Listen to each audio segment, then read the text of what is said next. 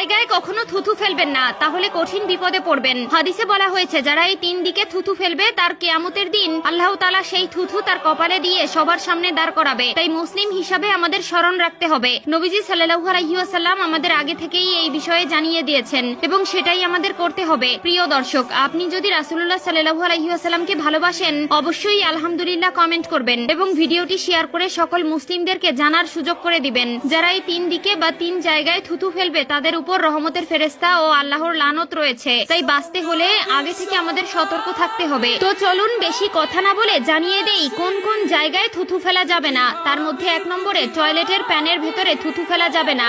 আমরা যে মুখ দিয়ে খাবার খাই আবার যেইখানে মলত্যাগ করি সেখানে সেই মুখের বস্তু ফেলা যাবে না। এখনকার দিনে অ্যাটাচড বাথরুম বেশি রয়েছে, যেখানে আমরা গোসল করি, অজু করি এবং টয়লেটে মলত্যাগ করি, সেখানে থুথু ফেলা উচিত নয়। বিশেষ করে টয়লেটের একদম মধ্যে থুথু ফেলা থেকে বিরত থাকতে হবে। এটা হলো আদবের খেলাপ। অবশ্যই আমরা প্রত্যেকটি জায়গায় রাসূলুল্লাহ সাল্লাল্লাহু আলাইহি ওয়াসাল্লামের সুন্নত মানার চেষ্টা করব।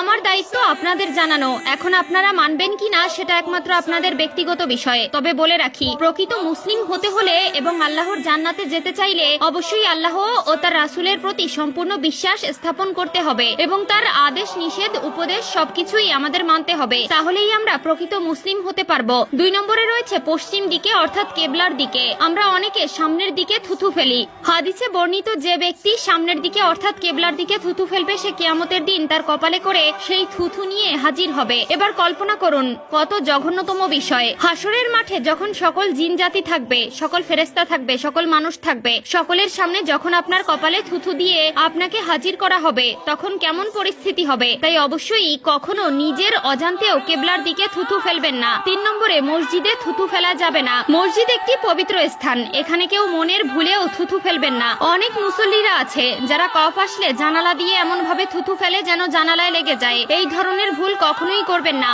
রাসূলুল্লাহ সাল্লাল্লাহু আলাইহি ওয়াসাল্লাম নিষেধ করেছেন। এই ধরনের লোক আমাদের সমাজে অভাব নেই। মসজিদ হলো আল্লাহর ঘর, সেটা পরিষ্কার পরিচ্ছন্ন রাখা আমাদের দায়িত্ব।